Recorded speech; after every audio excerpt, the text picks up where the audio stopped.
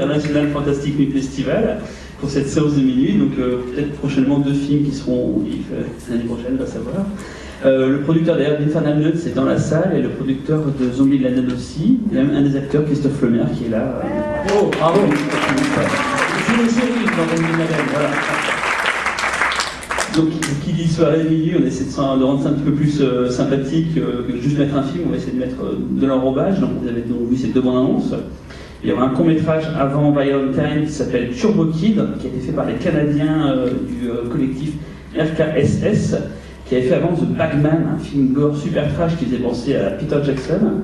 Donc voilà, c'est un peu des gens sur qui on compte beaucoup. Enfin, en tout cas, moi, je compte beaucoup sur eux pour plus tard faire des merveilles.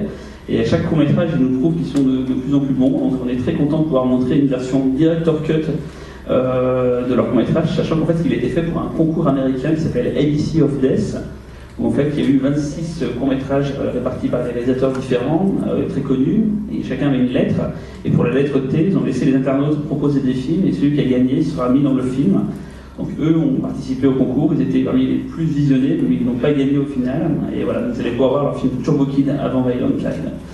Pour parler de Violent Kind, je laisse d'abord Fausto, et après on a quelqu'un d'autre qui va intervenir. Bonsoir. Eh bien, The Violent Kind est un film qui est un petit peu quelque part dans l'esprit des bandes annonces que vous avez vues juste avant, c'est-à-dire que c'est un vrai midnight movie. Je vais utiliser un anglicisme néologiste, c'est un vrai film psychotronique pour le coup.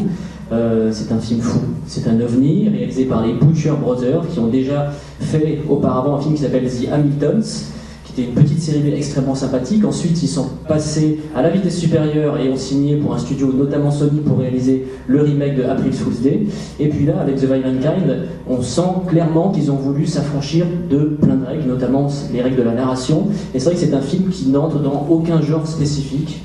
C'est une espèce de fulgurance, comme ça, une boule de feu. C'est un vrai film rock'n'roll, c'est même un film punk, je pense.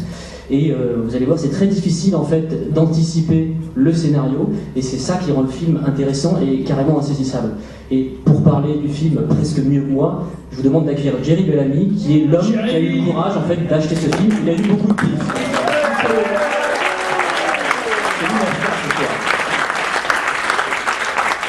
Parler mieux que toi, ça va être très très difficile, et je ne vais même pas m'y risquer. Pour commencer par les remerciements d'usage, mais ils sont vraiment avec le cœur, c'est un énorme plaisir d'être ici, parce que j'aime beaucoup l'équipe de MAD. Je les aime beaucoup parce qu'ils disent ce qu'ils pensent. Il m'arrive régulièrement de me faire étrier pour des films qui apparemment ne sont pas d'aussi bonne qualité que Violent Kind.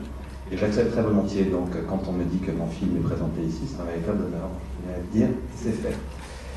La chose à retenir de Violent Kind, c'est effectivement que les Butcher Brothers ont été en rupture de banc complète avec Hollywood et que beaucoup auraient pu, de façon légitime, céder à l'attrait du dollar. Quand on a eu un film classé dans le top 10 US, ils ont fait exactement le contraire.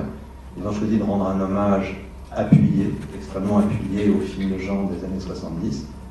Violent Kind, c'est tout ce que vous aimez.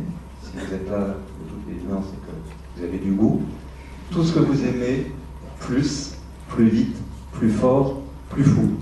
Ça échappe à toutes les classifications, et c'est pour ça que c'était effectivement un risque de l'acquérir, parce que c'est toujours très difficile de marketer des films qui échappent à toute classification. En ce sens, c'est effectivement un ovni, c'est un ovni punk. En principe, ça devrait nous parler à tous. Et j'espère que vous aurez autant de plaisir à le voir que moi j'ai eu à l'acheter. Je vous souhaite une très bonne projection. Merci.